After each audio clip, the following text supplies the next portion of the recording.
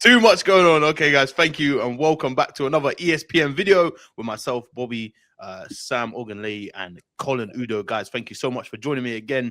So much action going on, not even just the AFCON, by the way. There's so much football happening across the world, but we are going to focus on AFCON, where Senegal have just beaten Benin 3-0.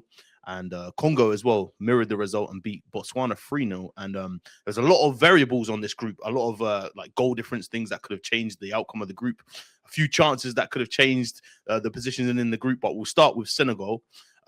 Colin, we were just talking about it literally just now. Senegal opened the scoring in a controversial-ish fashion. What are your thoughts on the goal, man? Because it definitely came off the arm when the header came in. Oh, was it I think... Oh, yeah. I think the referee got that one wrong. The law is very clear on handball. The only way that decision is correct is if the ball did not hit the arm, because the law says it is a handball offense if a player scores in the opponent's goal directly from their hand or arm, even if accidental, including by the goalkeeper, or immediately after the ball has touched their hand or arm, even if accidental. So in this case, the ball definitely touched his hand, and it went in from there. So that goal should have been ruled up for handball. Yeah, no, I thought so, because obviously I've been learning a lot about the handball rule over this course of these podcasts. I thought the same. I thought, wow, that's not going to be given, and then it was. I was super surprised, but nevertheless, another great performance by Senegal. They were still very comprehensively a better team than Benin on the day, I would say. Sam, what were your thoughts on the performance of Senegal, man? Yeah, I think today just proved that Senegal are, if not the favourites, then they're definitely up there. I think Senegal are one of the teams to fear. I think just all round, when you just look at their team from the defence, midfield, attack, you can't really fault them, to be fair. So I think today was just one of those performances where they just enforced that. So going into the last 16, they're going to be one of the teams to watch for sure. Yeah, no, they really are. I really like their squad. And you know what? It's nice to see, as a Liverpool fan, it's nice to see Mane rolling back the years. A couple nice moves on the wing. But there was a big incident that happened in the second half that we have to discuss. Colin, obviously, Koulibaly, well, we'll talk about the repercussions of him missing a game, etc., in the tournament. But red card for you or not, man? I think it was interesting that the ref took so long to kind of call it, especially going to VAR, seeing all the different angles. He still took his time on it, though. Man, it was a clumsy challenge, and for a player of Koulibaly's experience, you don't do that because you're giving the referee a decision to make, and the fact that he took so long about it tells you that he actually had to consider every single angle. And I don't know if I would have given a red card for that, but like I said, it was a very clumsy challenge, and I think that just based off of everything, the referee was correct in giving that red card. Yeah, no, I think so too. It's just interesting how long it took. And then I think there was a couple moments that, like I was saying, hinged the group. There was a big chance for Benin in like the 85th minute where that could have literally changed the complexion of the group. And then obviously Njai scores the penalty late on to kind of cement Senegal's place as group winners. Now we're just discussing as well, they're going to go on to face either Burkina Faso or there's another team obviously they're going to face, which I'll get back to in a second. But still, do we think they'll be able to get through that? I think they should be fine, like getting out of that group. Burkina Faso or Sudan, sorry, that's the team I wanted to get out there. Is that obviously, if we're talking about Senegal as favourites, should that be a game that they should feel quite confident going into? Sam, what do you think, man? Yeah, 100%. It's hard to actually just look at any of the teams and be like, these are the guys that are going to really give Senegal a tough time. Like, I think probably looking at the performances so far, you probably look at teams like obviously Nigeria, for example. I know there's been obviously a lot of conversation around Morocco, but even then they haven't done anything that's been out of this tournament either. So I think when you look on paper, it's really hard to put any team up against Senegal and, bet against Senegal to, come away with the win. So I would say, yeah, they're going to be favourites whatever game they play. Yeah, no, they definitely are. Well, let's move on to obviously the other group and the other game in the group. Sorry, but Botswana against Congo. Congo, man, they've been our new official rivals, born from last month. But it was a good performance from them, man. And Gael Kakuta scoring twice. That's a name if you're a Premier League fan. That is a hell of a throwback for a name. I feel like they're such a good team. They're very direct. They stretch teams, man, and they're going to prove a threat. What were your thoughts on that game, Colin? I know you had eyes on that game. Do you think Congo, moving forward, they're going to be a team to really watch in this tournament?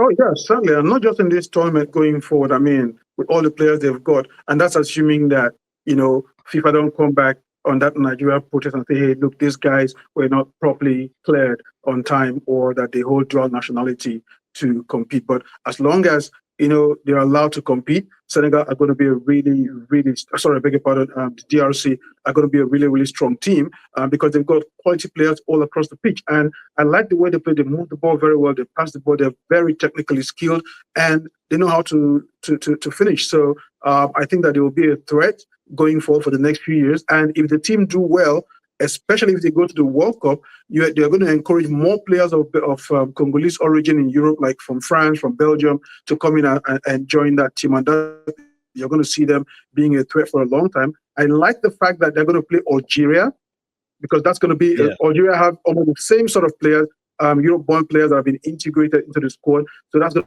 to be a tasty, very tasty game. And then if they win that, and Nigeria win the round of 16 game against whoever is going to be there, then those two teams get to lock horns with each other. So now, what a treat it will be to see Nigeria and the DRC face off on the pitch again. Sam, I see you shake your head there. Yeah, you're ready for that one, yeah? A part of me wants to see it because I want to get revenge, but at the same time, I don't want to sit through the 90 minutes. That's the issue. I would love it. I would absolutely love it. Do you know what? Why would you relish that chance, Colin? Why would you love it? Well, you want to see that revenge, right? Well, first of all, because I think Nigeria is a way better team than the DRC. Even during the World Cup qualifier, when you saw the game, I mean, first half, the Super Eagles dominated and could have won that game by a bunch, and then the second half, Malays kicked in, letting it one goal, and they won on penalties. So overall, you look at the balance of that game, the Super Eagles were the better team. And I think that, when you look at AFCON right now, far and away, the Super Eagles are very, very much improved, and they're a really good team. And I still think they're a better team than the DRC. Congo are going to take on Algeria, obviously two strong teams in the competition. Ed was saying about how Algeria have surprised him this tournament and they look good. What are your thoughts on that clash, man? I know that's going to be a good game to watch. Two strong teams going at it. Yeah, I mean, I think that both sides are evenly matched, even though I might just give the slight edge to DRC. They've played Nigeria, come away unscathed, played Cameroon and won, played Senegal, come away unscathed. So I don't think Algeria should be much trouble for them. They've got Mahrez, but this is not the same Mahrez of the past that we used to know. And so I think that all things considered, you've got to look at DRC and think they've got the advantage here. Like I said, 50-50 for both sides, but DRC with a slight edge to advance. Incredible timing, isn't it? That's how it would work out. But I wouldn't mind it. Lastly, as well, obviously Benin might have lost tonight, but they do advance, and they're going to go and take on Egypt. What are your thoughts on that game? Because I know we spoke about Egypt, and their form's been a bit up and down, I guess we'd say. Benin in patches as well have looked really decent. So is that a bit of a banana skin for Egypt there, Colin? It is, and mostly because of Gernot Rohr. I mean, I've known Rohr since he came to Nigeria, so I would say about 6-7 years, and he's a very crafty coach, and he knows how to mastermind victories against teams that you wouldn't expect him to. And we've seen where he's taken Benin from. They were actually practically nowhere. They came this close to qualifying for the World Cup, and now he's got them in the round of 16 of AFCON. And Egypt, unfortunately, are not quite the Egypt that we know. The only reason that you'd say they are where they are is they've got Musala and they've got a couple of. I mean, I'm trying to remember his name. Why does his name keep getting out of my head? But yeah. And that's why I think that's where Egypt have the advantage. And you'd have to say slightly Egypt to favor to go through, but don't rule out Gernot Rohr and the kind of upset that he might be able to cause with Benin Republic. Yeah, for sure. Sam, before we go, just a quick one from you, man. If we face Congo, how are you feeling about it, sir? I know just but how are you feeling about it? Bring it on. It's the Africa Cup of Nations. Anything can happen. We've been there, done it before. Congo haven't in years, so let's do it, man. I like that talk. That's funny. But all right, guys, thank you so much again for joining me.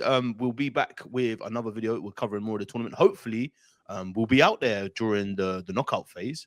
Colin, I'm not sure. Are you gonna fly out to Morocco or? I hope so, but I don't know as yet. So hopefully, if I do, we'll catch up there. Yeah, that'll be really, really cool. But yeah, okay, guys, thank you again for watching, and we'll see you on the next one.